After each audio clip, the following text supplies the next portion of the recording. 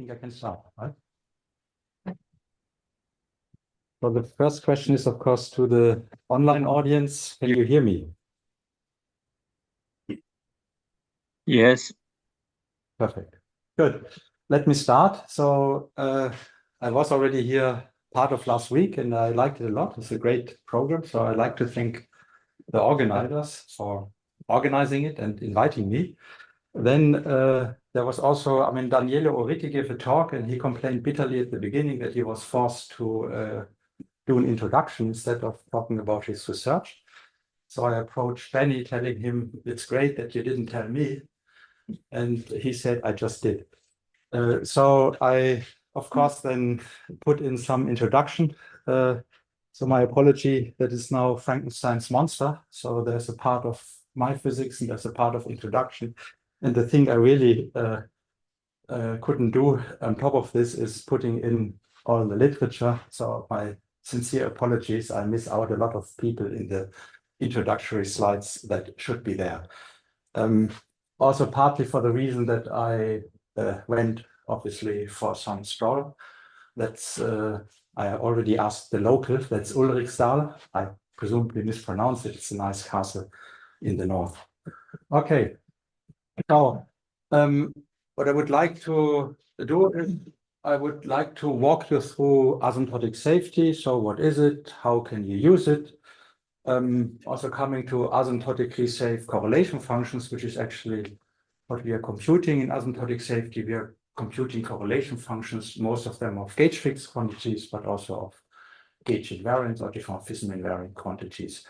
And then I will also come to applications, scattering amplitudes. I will talk about spectral properties and unitarity. And if there's time, presumably there's not, I will also say something about the asymptotically safe standard model. Okay, so asymptotic safety essentially starts with classical general relativity, or more practically, it starts with having the metric as a dynamical degree of freedom. And if you wish, at the very end, I will also come to this at the end of the introduction. What we are really doing is, in asymptotic safety, with the method we have, we specify a general theory, and the only thing really which is given are the dynamical degrees of freedom, and what comes out is very general. So just as an introduction, the metric I will call G mu nu. I will also call determinant of G mu nu also G, so there are lots of G's hanging around. There's a Newton constant, there's a cosmological constant. These are the classical couplings we have.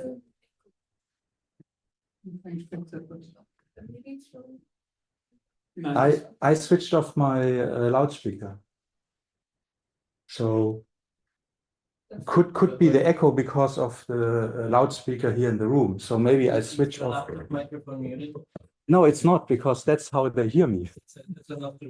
So I switch off. Is it working now? Yeah. Because it's the micro here in the room. No, it's not connected. Oh, okay. It's not connected. So it's only so that's the because obviously there's an echo. Okay, good. Not really. There's. Maybe you move hitting to your a different microphone. location, because when you speak in the middle of the room, it doesn't echo that much. If you move your laptop a bit, I think all of it. I don't know. Sorry, I don't want to move it here because I don't want to stand in. Can we switch off just the loudspeakers here in the room? We don't need them. Right. That's right. Let's not touch. I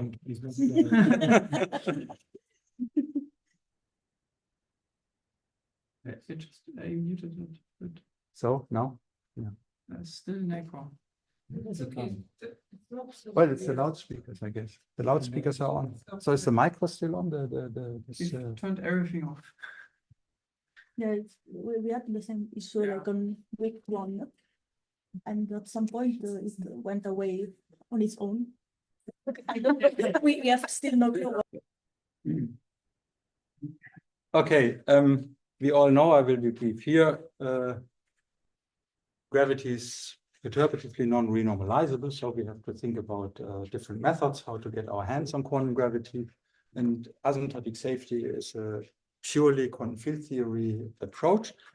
And let's look a bit what we are doing. So at the very end, we would like to compute correlation functions. And of course, we would like to compute diffeomorphism-invariant correlation functions. What we can, however, do is compute correlation functions of the metric or fluctuations around a given background metric. So in a way, we already see a reconstruction problem if we are talking about diffeomorphism non-invariant correlations, and we have to reconstruct our observables from it, and that's one of the problems we are facing. Okay, so now let's be a bit more general. Let's consider a general observable O, which depends on the fundamental coupling G. So now again, there's another G coming into the game. I'm doing the same multi-labeling we are all doing all over the place in gravity. Let's take standard perturbation theory, which I already told is failing, but maybe we can reorder it. So we're not about vanishing coupling. Gaussian, we are expanding about some other specific point, which I call G star. And this has been done also in standard quantum field theories in QCD, for example, where it works pretty well in the infrared if you know what you are doing. So are there exceptional points in coupling space? Well, there are. There are renormalization group fixed points. So maybe we can expand about a point in coupling space where the theory is scale invariant. How do I look at scale invariance? I take the dimensionless version of my coupling. So I multiply the coupling with an appropriate power of my RG scale. I take, for example, a dimensional mass parameter. So I take mass squared over RG scale squared. And then I look at the running of this coupling, which is given by the beta function. And the fixed point is just given by having vanishing beta functions for all the couplings around. Okay. So now in QCD, the example I always have in the background because it's fine working quantum field theory. We know the beta function in 4 dimensions. It's just proportional to the coupling itself. There's a nice fixed point, which is G is equal to 0. And on top of this fixed point, because of the sign of the beta function, is ultraviolet stable. Okay, so we know the theory has a nice ultraviolet. It's asymptotic freedom. It's a Gaussian fixed point because it runs into the free theory. In gravity, if you want to have a 0 of the beta function, we look at the Newton coupling. We have 2 terms here in the beta function. The one is the dimensionless running, dimensionful running, because the Newton coupling has dimension -2, and we have to multiply it by the momentum squared or RG scale squared in order to make it dimensionless. And then we have the quantum fluctuations, so the loops, if we would do perturbation theory, for example, about the fixed point. Now, there are 2 fixed points again. The one is, again, the Gaussian one. So Gn is 0 is obviously a fixed point, and I will come back to this later why this does not work in terms of renormalization group flows. And there's a non-trivial one where the anomalous dimension here, the eta n, or the quantum part of the beta function, is just -2. So obviously this means that the theory, if it runs into this non-trivial fixed point, has a huge anomalous dimension. And we cannot do anything about it. That's how it is. We don't even have to compute it. If we have this fixed point, the eta n is -2.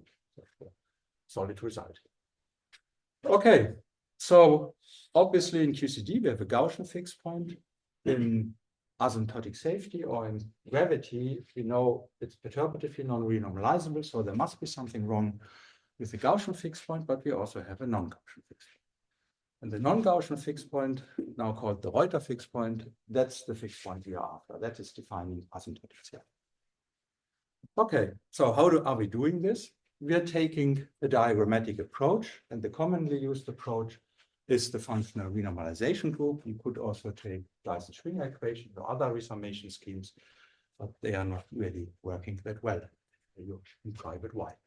So the functional renormalization group starts with having a renormalization group flow for the full effective action. So it's a renormalization group flow for a generating function. Okay, and the nice thing about it is it's just a bunch of one loop terms. That's a very nice closed equation. You have to do a gauge fixing though, because this is the full two-point function, for example, of gauge fields. Here are the ghosts of the gauge fields. Then you have fermions. You may have bosons hanging around, and then you have gravity, and the gravity line is usually abbreviated with this double line. And since we have the gauge fix, we also have ghosts for the graph. Okay, so you have pure gravity, you have matter particles, depending on what theory you're looking at. And these lines here are the full propagators. These are the full two-point correlation functions in a given background. So they are very complicated beasts. That's why this is a one-loop form, because these lines here is 1 over the second derivative of this effective action with respect to the fluctuation fields. And that's now very important. So what enters here are the fluctuation fields. It's not the full metric, it's the fluctuations of the metric around a given background. Okay? This looks like a complicated beast, it is, and we can only solve this equation within a given approximation. And I will also tell you a bit as part of the community service, if you wish, what we have done, but as I said, there are a short of references. Anyway, so however, I mean, this means we are now looking at the generating functional or correlation functions in an inherently diffeomorphism non-invariant setting. It's gauge fixed. So how do we get manifest background invariance? So it's coming a bit from the last week, where we have lots of discussions. I think it will go on this week. So be aware of the fact, those of you who haven't been around last week, that most of the expressions we are using here have some specific meaning in the approaches we are using and may have a different one in other approaches. So this translation problem is actually one of the problems we are facing here. So what I can get out of this action here is the so-called background effective action, where I switch off the fluctuation gravity fields. So I put this fluctuation to 0, which means that then the background metric is the full metric. It's an arbitrary full metric, so it's not a background metric anymore, even though it's called background effective action. And I switch off the ghost, the gravity ghost. Keep in mind, the flow of this object here still is given by this, because I just switch off the phi here, or the gravity part, I still have these loops. So I have a manifestly background invariant object, which I get by a manifestly background dependent flow. Okay? You can imagine that if you then do approximations, all this may go to hell, so you have to be very careful about what approximations you pick and how you control these non-trivial relations between the different fields. But formally speaking, and we are still in the formal week, this is manifestly background independent. Okay, so this means I now want to phrase it in a bit a different way. So I'm iterating this a bit. We are starting here. We are looking at metric correlations. So correlations of the fluctuation field, and we want to go here. And I just have told you how to do this. Well, if we have this background independent effective action, we go to its equations, the solution of the equation of motion, which is a picked out vacuum background, if you wish. And then we can take further derivatives, for example, with respect to the Newton constant and so on. And we get just correlations of the Ricci scalar or whatever else. Now, that's, of course, not what we really compute. And if you just remember the equation I had, at the right-hand side, there were derivatives with respect to the fluctuation fields. On the left-hand side, if I put the fluctuations to 0, there were just dependencies on the full metric, but I can't get the derivatives with respect to the fluctuation field from the metric dependency. So we have to work a bit. Okay, so formally speaking, we have this gauge fixed effective action, and we go here by putting the fluctuations to 0.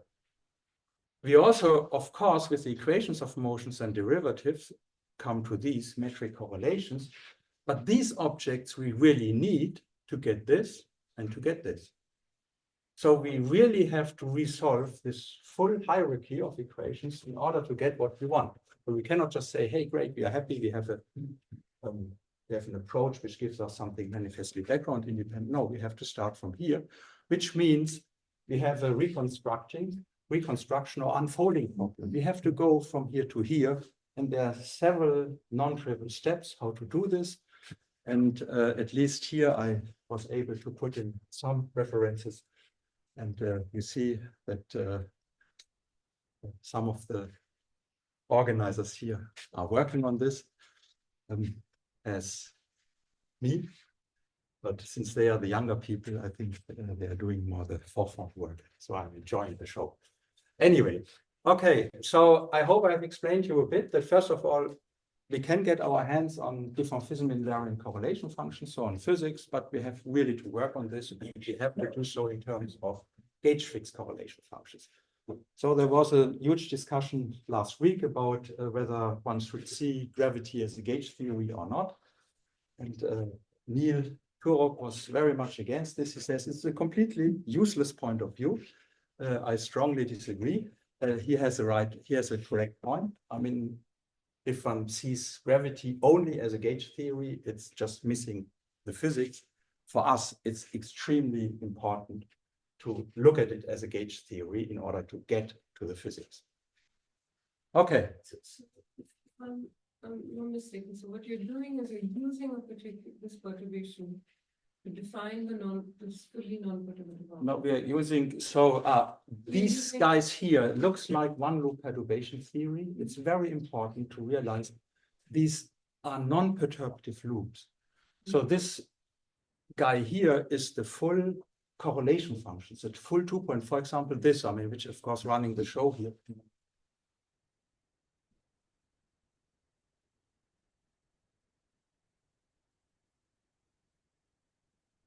So this object here, which is the graviton propagator, is the full correlation function of two fluctuations of the metric in some background.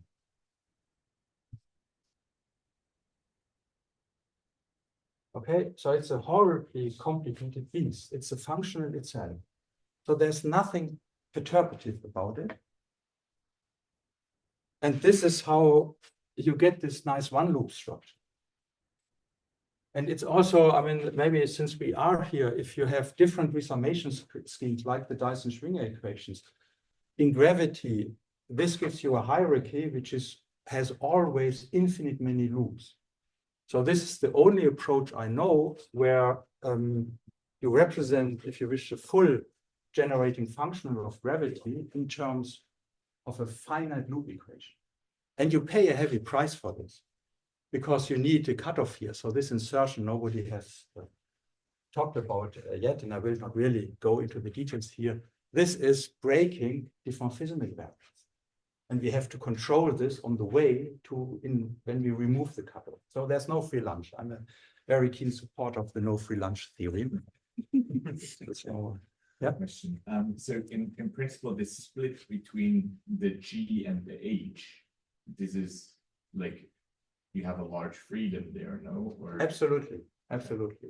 And since at the very end, so in this approach, also in other theories, there are, if you wish, two main expansion schemes. You see, it's a horrible functional integral differential equation. You cannot solve it, so you have to do an approximation, which means you expand about something.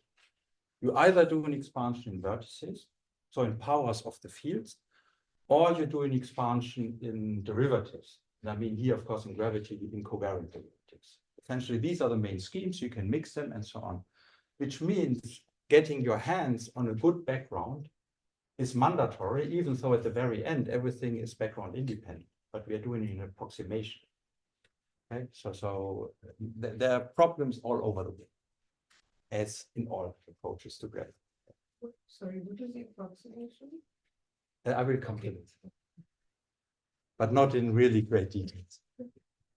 Yeah. Maybe just a quick follow-up, since you mentioned that in general, the linear split, as opposed to the exponential split, will not preserve the signature if if H can be whatever. Right? Yeah, this is okay. Can we? Yes, Okay. yeah, That was just yeah, because you mentioned the absolutely. If you have the exponential split, you have different problems, which are as bad. So I mean, personally, I prefer to live with a linear split, and there are good reasons for it. But as I said, personally, yes.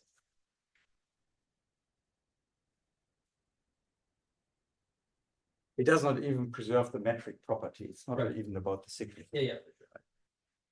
Okay, so what do we have at the very end? If I look at one of these loops, and as I said, I mean, this is in the background of arbitrary fields. This is a trace, an operator trace of some function which depends on nabla, so on the covariant derivative, on the Ricci scalar, Riemann tensor, Weil tensor, and so on and so on. And of course, then, because we have this double expansion, if you wish, also on the plane derivative, the fluctuation fields, and other things you construct from it. So now we have to compute this. You get these f's from taking derivatives with respect to the fluctuation fields of the effective action, but nevertheless, at the very end, we have to close the equation, so which means we do an approximation to the effective action, and then we compute. Okay, so there are, if you wish, two main approaches, and they are also used in combination. The one is the fluctuation approach, and the other one is what I call the background approximation or background field approach. And I will explain a bit what we are doing. They are, of course, not on the technical level. In the fluctuation approaches, you just take the effective action you have in a given approximation. You take derivatives with respect to the fluctuation of the graviton. So I split it now and other fluctuation fields. And then you put the fluctuations to 0. Okay? Because you're at the very end only interested in this manifestly background independent effective action. And this gives you a function n, because, well, shit, I should have taken n plus m, sorry, which depends on the covariant derivative of the background curvature, and so on and so on. Okay? And that is what we want to compute, and that is actually now what obviously carries the correlation function of the diffeomorphism-invariant effective action. So how do we get this? Let's assume I make a curvature expansion. But now keep in mind, this is now the diffeomorphism-invariant effective action. I just expand this whole thing about vanishing curvature, which means I'm going to a flat background. But this is now only a means of computation. Let's assume I just want to have the dependence of this function fn on the covariant derivative. I just go to a flat background, which means this object here boils down to just a function which depends on plane momenta, and the plane momenta tell me about the full covariant derivative dependence. So this is also very important. If we look at flat backgrounds, it's not even telling that we want to say that, hey, I mean, quantum gravity can be seen as a theory where the background is flat and then we have fluctuations about it. Sometimes we do, but mainly it's just the means of computation. We want to have some dependence on the covariant derivative. That's the way to get it. Okay? So there are always these two aspects to it. Okay, so now you can still say, well, I mean, still the flat background is hanging around. Can you do more? And as a big Groucho Marx fan, I have to cite this. Both are by backgrounds in the original principles, and if you don't like them, well, I have others. So you can go to covariantly constant backgrounds. It's a hell of a work, and I think all the three co-authors feel very uneasy about this paper because we had to make allowances, and they were not right. They were not in the mind to do some approximations. I pushed it through. I like the paper a lot, but I mean, there are, of course, lots of deficiencies, and it was quite some work, but I can go in this direction. And I'm just telling it this way because it has to be clear to you that whatever we do here, we have to take approximations, and the control about over these approximations is extremely relevant for the predictions we can get from this. So, when you take the when you take the flat ground, I'm sure you don't need some information because you will have all this term by the curvature bar, you can see. So, Oh yes, that's what I said. What I'm really doing here is I make an expansion about a small image. Right? So it's, I mean, this is just, if I see this object here, I can write it as this object. And then the P, I mean, having flat background is just a means of computation. Then there's a term linear in R and so on and so on. so basically, if you do the computation for G flat or G Yes. the theta, you get the same result in the end. Yes, And this for this dependence. Right, but of course there are loads of different terms. There's now a full term which is linear in R but has arbitrary derivatives. There's a term quadratic in R but has arbitrary derivatives and so on. So that would be a derivative expansion, but a covariant one. Okay, and I'm only using the flat backgrounds to get my hands on the dependencies on the covariant derivative. Okay. So there's always this two-step procedure in the effective action approach. First, you have to compute the effective action, and then you have to solve the equations of motion, because they tell you then about the ground state and then what you have. Okay. Mhm. So even in case I get these coefficients by projecting on a flat background, it's just a projection. Get a functional dependencies. I can now see, maybe some fancy geometry is the solution of the equation. Okay, so in this case, we will get the information about the quantities, Yes. not about the. Yes. Okay, so the second way to compute is the background field approach or background approximation. And there you are just taking this full effective action and you're looking back, how did you get it? We did a gauge fixing. And now you can expand your full effective action in terms of something which is gauge invariant, hence diffeomorphism invariance, and the rest. And the rest essentially is the gauge fixing plus quantum corrections to the gauge fixing. And you can assume, and in some theories this really works, is that the gauge fixing part, which I now call here gamma GF by gauge fixing, is essentially dominated by the classical part. And then you have essentially a background invariant or background independent part of this effective action plus the gauge fixing part. You take your two derivatives you have to take for the loops, and you happily went further, because then your trace here, you can directly compute it from here. So what is here, and you have closed your equation. The price you pay, there's an assumption going on, namely that the gauge fixing part is dominated by its classical. Okay, so these are the two approaches we have, and both have their prices to pay, and both are used. The nice thing about this approach is that here you see you have a trace over some operator here, and you can use heat kernel techniques for covariantly constant backgrounds in order to again get your hands on the dependencies. So again, choosing these covariantly constant backgrounds does not mean that we believe that we live in the covariantly constant background. It's just the means of computation, getting our hands on the, for example, Wilson coefficients or whatever. Okay, so I iterate this a bit. Obviously, we have an effective action, which I can expand in powers of my fluctuation field. This object here is the guy I want to have. But for computing it, so this is the background independent effective action, but for computing it, I know I need all these higher coefficients because they feedback. Okay? Which means that my effective action essentially is the set of coefficients. I want to have this, but I need those. Okay? And again, a book I like a lot, Gilberto Pardo. This is the thing we want to have, and its derivatives. This is background independent, but I need to compute background and gauge dependent objects in order to compute it. And what you do in the background approximation is that you identify those objects here with this object here. So you identify something which is background dependent, but something which is background independent.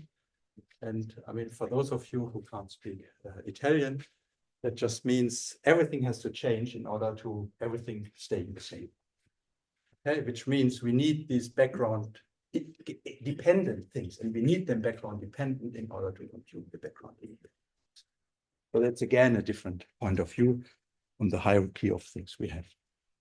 Okay, so now at the very end we need our correlation function. So we have two effective actions. We have the background independent effective action, and what we would like to get our hands on are these coefficients of the R squared term, the nu squared terms, and so on, because these essentially also go into cross sections.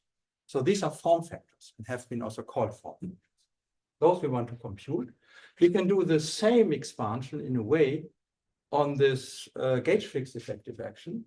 There we also can expand if you only look at functions in the metric. They have to be expanded in terms of diffeomorphism-invariant quantities because we have PST in them. But then there are all the other terms where ghosts and gravity mixes, and that's of course far more difficult. Nevertheless, if I just look at this part, this looks quite similar, and the question is a bit, how similar are they really? Can we just, since we first of all compute here, can we just go from here to here? Okay, so how much do they differ? This is a sneak preview because that's the second part of what I would like to tell. It's about, now we go to Minkowski space, Minkowski signature. So all I have told so far mostly works in Euclidean signature. So there's a huge problem with the Wick rotation, but there are first attempts to also go to Minkowski signature. And what you see here are two computations of the spectral function of the graviton. And that's now in a flat background. In a flat background, the spectral function of the graviton has the same properties, if you wish, as the standard field theory. Unitarity of the theory would tell you the spectral weight, if it's an asymptotic state, is 1, and so on and so on. Now you see already, this is the fluctuating graviton. So this is a correlation function of two H's. And this is the spectral function of the background graviton. They look pretty different. And this object here is even negative. Now you can say, well, maybe this comes from our computation being not that pristine. This is a formal property you can easily derive. I don't have even to compute in order to show that this is really necessary. So they are very different. If you look at the spectral weight, the fluctuating graviton is normalized to infinity, and the background graviton is normalized to 0. And again, these are formal properties. We don't even have to compute. That comes out. So they differ much. Okay, and I will explain a bit why they differ and how they differ. So we have to be really careful with this identification.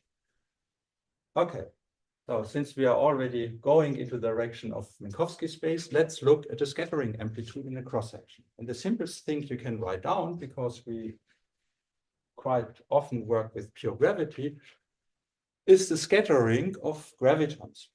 And again, in a flat background, because we want to have it simple. Okay. So now the problem is, and we have also discussed this last week, what is a one graviton state or a two graviton state? We know what it is in the infrared, because there we can identify gravitons, and gravity is pretty classical there. But we don't know what it is in the ultraviolet. So I ignore this problem and say, okay, who cares? I want to compute this. I have a diagrammatic approach. And the first diagram which comes into mind, because what you have then to do for the cross-section or the scattering amplitude, you just construct tree-level diagrams from your full correlation function. So that's the first diagram which comes into mind.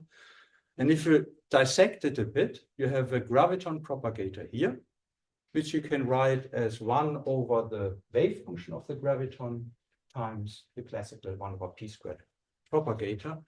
And then here, these external lines have to be attached to the state. So if you look at LSZ formulation, this usually is connected, the state is connected to the wave function renormalization of the object. But what it really should be attached to is the wave function of the particle you have here.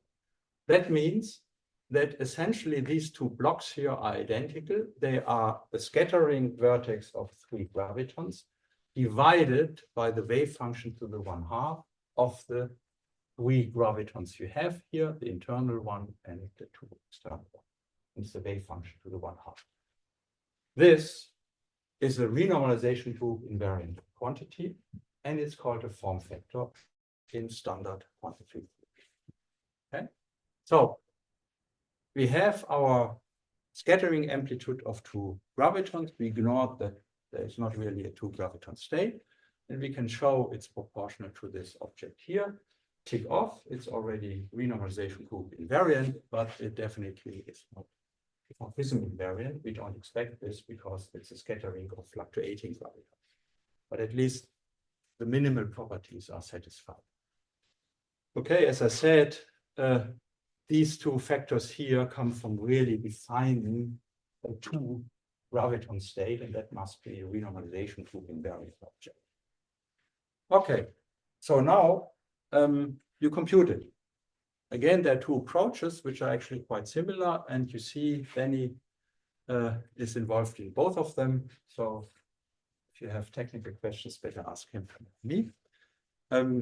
I made him red here because I think he has a bigger stake here, while I made Manuel Reichert red here because Manuel, who unfortunately is not around, did quite some computations in the fluctuation approach. Okay, good.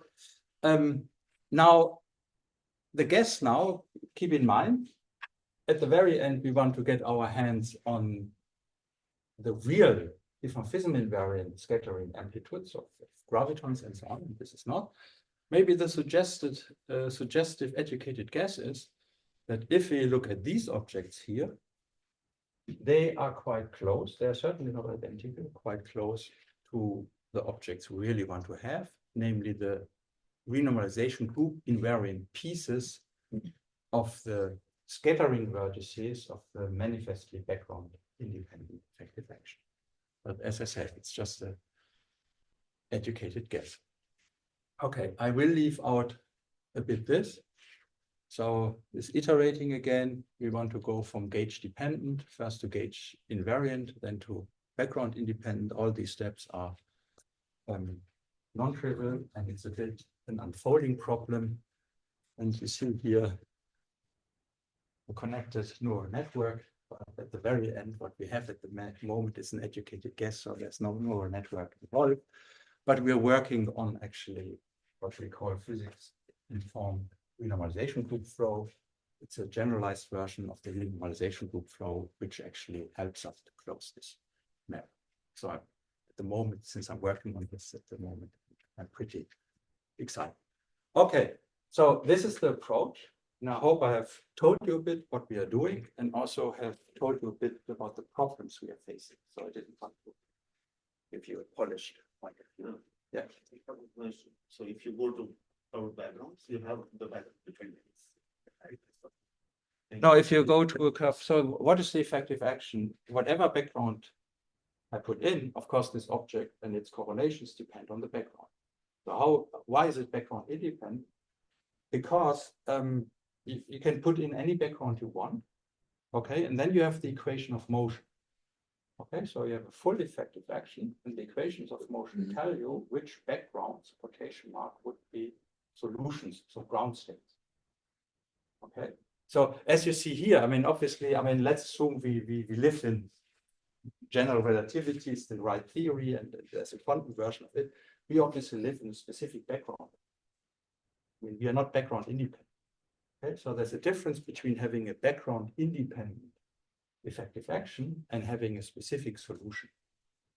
And the first problem we are facing is getting a background independent effective action, so getting the right coefficient of our expansion and curvature and whatever from a background dependent approach. Okay, so that's the problem. If we have it, then we can solve it. So maybe I hint, this is a paper I wrote together with Jan Trenke, so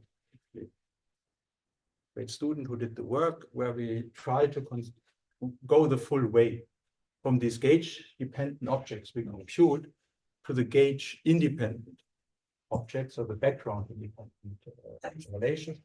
Then look at the solution of the equations of motion and look at black holes. So look at quantum black holes, which you get from background-independent quantum effective function.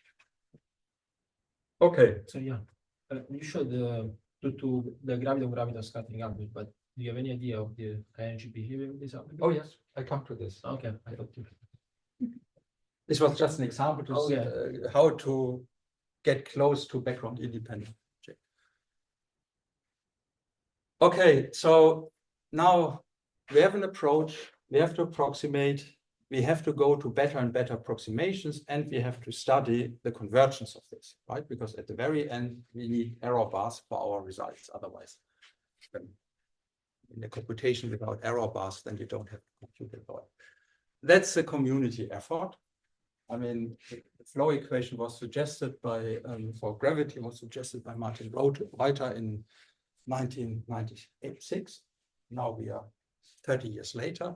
And of course, loads of things have been done, and I want to report a bit about it. Okay, so this is a cartoon, if you wish, of the phase structure of quantum gravity in terms of the dimensionless Newton constant and the dimensionless cosmological constant. So here you have 0. This is the Gaussian fixed point. And you can already see why perturbation theory does not work. If you're close to the Gaussian fixed point and you want to run into it, you're always driven away. So if you start here, you're driven away. If you start here, you're driven away. And there's only one trajectory, which is the so-called separatrix, which goes into this Gaussian fixed point. This fixed point is unstable in terms of the relevant parameters. And that's why perturbation theory fails. You try to expand about an instability, and that usually does not work. So that's the RG point of view on failure of perturbation theory. Now here is the other fixed point. That is the Reuter fixed point. So that's the UV attractive fixed point. Wherever I start here, so the arrows point into the infrared, I'm running into this fixed point. Okay. So which means that if this would be the full truth, we have two relevant parameters, and we can start our trajectory to the infrared close to this fixed point, and we will either run in this direction, where the cosmological constant is negative, or we run in this direction, where the cosmological constant is positive. So the astute listener will realize that there seemingly is something going on here, and indeed there is in the approach. So that's a background approximation. There is a singularity at lambda is 1/2, which however comes from the approximation and is not a physical feature. So you can run to infinity here. So we have two fixed points in the infrared. Well, three. We have the unstable Gaussian one, and we have one at lambda is plus infinity and lambda is minus infinity. But keep in mind this little lambda is the cosmological constant divided by the one scale squared. We go to the cutoff is 0. So infinity here means for lambda is that we can cover all cosmological constants which you want to have. Okay? So is this the full truth? No. There is certainly another relevant direction that has overlap with R squared, and the debate is still on whether it's the fourth one, but most computations show 3 relevant directions. Okay, so asymptotic safety for me, that's my personal point of view, so I don't want to arrest anybody for it, is for me proven beyond any doubt that it exists as a quantum field theory. It is not proven that it exists as a unitary quantum field theory. So in order to show that this quantum field theory is physical, you have to show more. But nevertheless, I mean, all the truncations we have used, and there's now really a plethora of different truncations and really upgrades of the whole formulation. I will show it in the next slide. So this is a very simple one. You just take classical the Einstein-Hilbert action and make the two constants you have scale dependent and look at how the flow, what it gives you. And you end up here. Then you go on, you toss in r squared, you toss in a full function of r, you go into the momentum direction, so in the covariant momentum directions, you allow fully momentum dependent functions and so on and so on. And the fixed point is always there. And it varies very mildly, given that the fixed point values have no physical meaning. Keep in mind, they have two-dimensional full couplings. We scale it with the cutoff scale. This is not really a physical object. So this is another essentially cartoon of the same thing. This is in the fluctuation approach, so expanding about the flat background, and then you have 2-point functions, 3-point functions, 4-point functions. So we went here up to the graviton 4-point functions, full momentum dependent. And then we looked at the cutoff flow. But at the very end, what you have then is the full covariant momentum dependence of your correlation functions at cutoff is 0, where the physics takes place. And then you have to arrange for diffeomorphism-invariance. And that's a fine-tuning condition for us. And that's, I mean, you cannot really see it, but the different couplings you have, which are related by diffeomorphism-invariance, for cutoff is going to 0, actually agree with each other. So that's how you get diffeomorphism-invariance back. You introduce a cutoff, which is a momentum cutoff. Diffeomorphism-invariance is broken. You go to cutoff is 0, and you recover diffeomorphism-invariance. And we can really do this. Okay. So what has been done? We call this apparent convergence. I'm not claiming that we can show that this converges because we don't have a small parameter, right? And the convergence radius of such an expansion, you know that already in perturbation theories and asymptotic theories. So there is not really something mathematically to prove. That's why we call it apparent convergence. So what we're doing is we look, for example, at the coefficient of R in the Einstein-Hilbert truncation, which means I'm only looking at lambda and the Newton constant. And then I switch on R squared, R cubed, R4, and so on, up to having a full f of R. And I would like to know whether the value of the Newton constant converges. Okay? So that has been done. And you see people really went a long distance in this. And here are some papers that's certainly not complete, some papers. And I would like to highlight one of those here where they really took the full f of R potential. They computed the full potential, but then they also made the additional effort in computing the critical exponents, which go with a single R to the power n terms. And that came out. So here, the lowest two one are the cosmological constant and the Newton constant. And what you see here, you see their value as a function of taking R to the power n into account. And you can see that all this is nicely converged. Okay, I think this is very convincing. So in terms of f of R, we are very converged. And then there's another very important information. It's concerning the critical exponents, or if you wish, the anomalous dimensions of these operators. And what comes out, and we see this also in the fluctuation approach where we have momentum dependencies, is I told you already that the Newton constant needs an anomalous dimension -2 in order to have a fixed point in the first place. Okay. The cosmological constant is likewise, but then if you go to all the higher terms, they have essentially a close 0 anomalous dimension. So the theory does what it has to do in order to get asymptotically safe, and then it just does nothing. So apart from the anomalous dimensions you need for asymptotic safety, all the other anomalous dimensions are closed, so you are essentially close perturbative. So that's, of course, for convergence, it's a great. Yeah.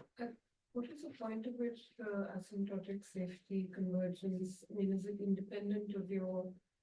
I mean, there's a scale of which you had the red scale and the UV scale. So first of all, what we are interested in is the existence of the fixed point. Right. Because if the fixed point exists, there is an asymptotically safe UV completion of gravity. And then, of course, you have to look whether you can then from this fixed point get the physics back we see, which is the infrared. And whether, I mean, globally speaking, it's a physical theory, right, which has unitarity or probability conservation and so on. What is the scale at which in all of these, yeah, the graph here had a couple of slides. Yeah, that one. You have So the scale here, 10 to the 0, this is measured in the Newton coupling in the infrared. If you wish, it's measured in the cosmological, it's measured in the gravitational coupling we see here. Okay, so that's one scale we have. So we measure all scales in this scale. And you see that there is only a very small regime where non-trivial things happen. So you have, for quite a while, you have essentially classical gravity. Of course, there are R-square terms and so on, but they're very small. So you really need good measurements in order to see them. And then very quickly, within 1-2 orders of magnitude, this settles in scale invariance. So fixed point value. Okay. Keep in mind, I mean, this is one trajectory now. I can certainly find one where this is very different, where this regime is really blown up. So this white regime here where things happen, but that's not the regime which is connected to our infrared physics. Okay, so this is a trajectory which is roughly tuning the infrared constant to whatever. So the infrared physics to what is. And so once you tune that, then you have a scale at which. Yeah, once you tune this, you always have a scale because you're running into an infrared theory which has a Newton constant. Okay. And that Newton constant sets the scale. Sorry, one more question. So you're talking about FFR, you completely reconstructed. Does it make sense to apply that FFR to cosmology? Yes, it does make sense. People have done it. But keep in mind, now I come back to this is very important because, I mean, even in the community, people talk about scalar tensor theories, dilaton gravity, and so on. At the very end, what we are doing is we say there is a quantum field theory where the dynamic degree of freedom is the gravity. Okay? And this is the theory we consider. It's not saying, oh, I have the Einstein-Hilbert action and that's the quantum theory for it. Because keep in mind, we have a non-trivial fixed point. What is the classical theory? Okay. So really what we're doing is there a quantum theory which is based on metric degrees of freedom? So now, if you now add the dilaton field, or you go to a scalar tensor theories, if I integrate out this field, I'm back to metric degrees of freedom. So all these theories effectively in terms of metric degrees of freedom are identical. There's no difference. Okay, so the approach is you choose your dynamic degrees of freedom and the flow equation tells you what is the theory. So your reconstruction of FFR, you have the additional scalar or not? No, well, you can actually, as I said, I saw what those guys did here. Yeah. They just took metric degrees of freedom, no scalar. But of course, as you know, if I give you this,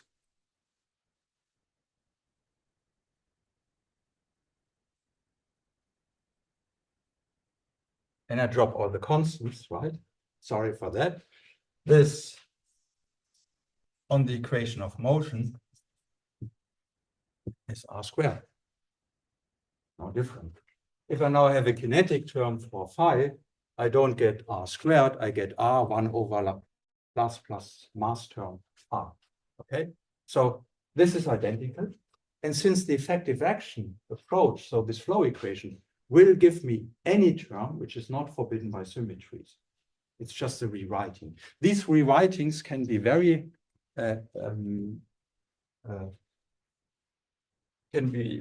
convenient. For example, if I want to have an f of r potential and I couple a scalar to r, now I compute the potential of phi. This gives me an f of r potential. The phi is a dynamical degree of freedom. Sorry? So phi, you have an additional dynamical degree of freedom. So at the very end, if I go to the equation of motion of phi, I have a metric theory. And for example, let's assume we can only measure, let's assume we have experiments that can only measure correlations of curvature. Totally irrelevant whether I have a phi in the background. It's the same theory. And keep in mind, we're not talking, you see, that for people coming from effective theories, that's always hard to understand there's no locality here. I mean, the effective action can be as non-local as it gets, because I mean, that's what comes out. Okay, you can see it as a slot machine. I put in a field and the effective action comes out. If I put in two fields, which are coupled like this, but then I go to the equations of motion of the one field, it's the same. So you see the effect of the field phi in the vertices or the matrix. Yes.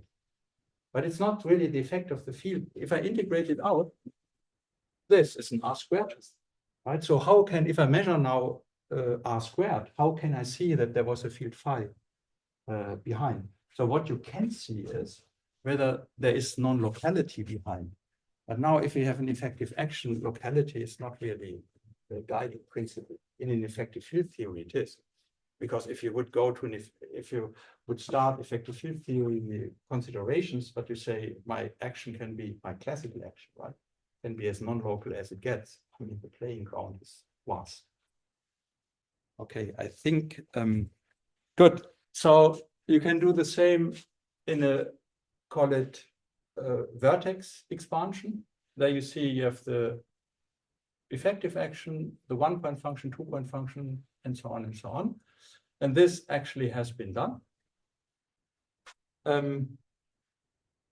This just the last technical comment. Sorry.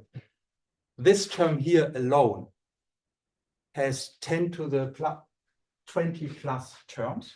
If you contract everything, and it was a problem to get it on the computer without having the computer swapping already for the algebra, not for the numerics. I mean, we were a bit dumb by doing it. We have better techniques now, but I mean, this is really getting, I mean, challenging, computer algebra-wise and numerically. So that's the problem we have. That's why, if you wish, progress beyond the 4-point function is a bit slow. Okay, good. I lost a bit track. 5 minutes left. How much? 5 minutes left. Very good. Okay. Now one can investigate these, the momentum dependence of these vertices, and there's a very interesting hierarchy. If you go to the 3-point vertex, the momentum dependence, which you can map, of course, if you take derivative with, for example, of R with respect to 3 gravitons, you get a p-squared term. If you take an R squared tensor structure, and I'm not meaning only curvature squared, but also R mu squared and so on, you get a p to the power 4 tensor structure. If you stick in Einstein-Hilbert truncation, you don't generate an R mu squared, also not a Y tensor squared. However, you generate an R squared tensor structure.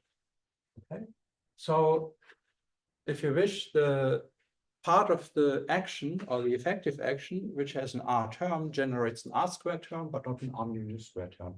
That's yet another indication that actually the R squared term is the one which carries the third relevant direction and not the other quadratic curvature invariants. Okay. So why do we believe that this works in terms of apparent convergence?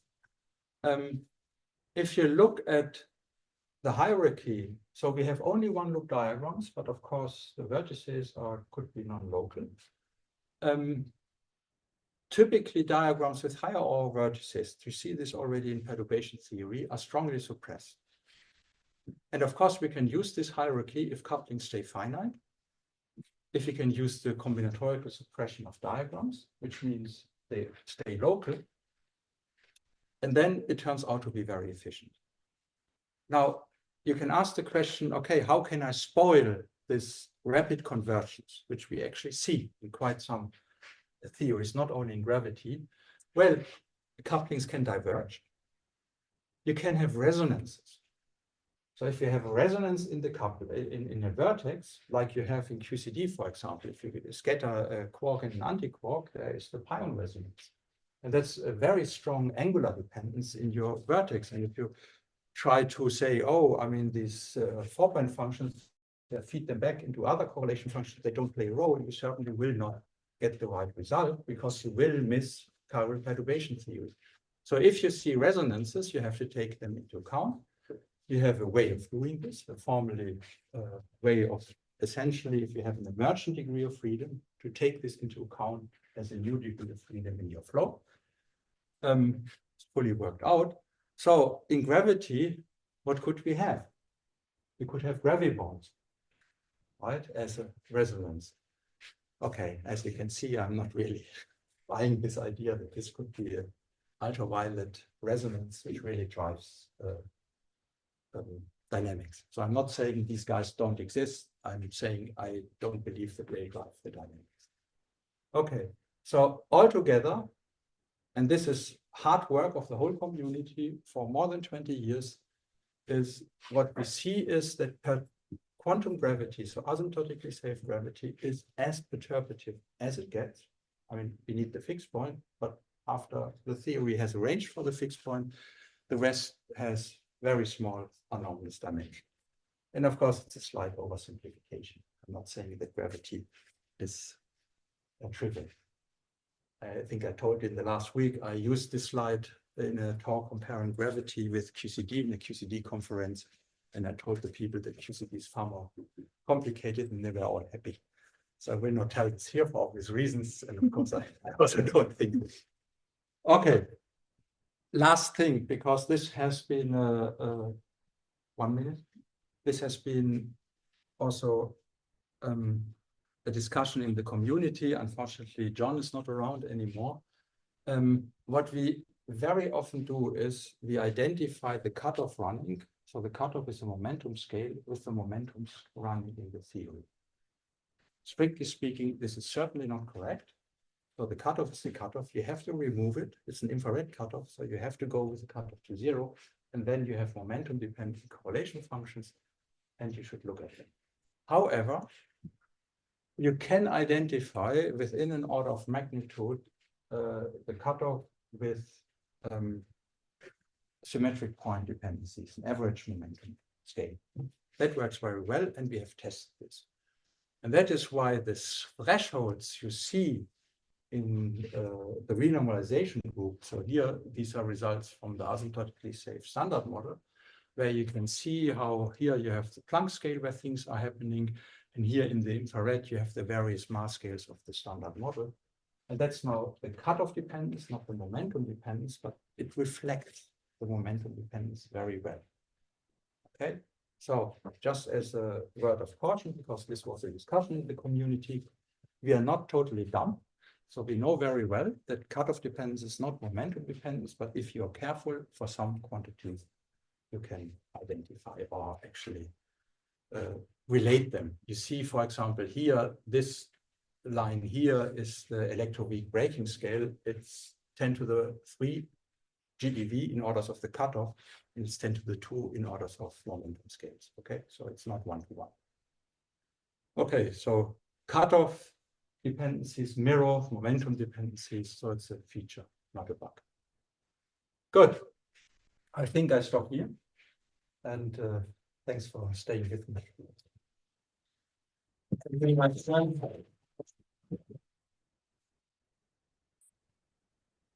Yeah, quite late, but maybe one short question. It's not short. It's not short. Maybe we keep it for the, yeah, for if there is any short question. Okay, maybe, Ivan, no, sorry. Just because you mentioned it earlier that, you know, if you integrate out like an additional degree of freedom, exactly, the theory is identical, but it seems to me that the S matrix loses unitarity because you don't have the external states anymore. If you do S dagger S, it's not identical anymore, even if it was before.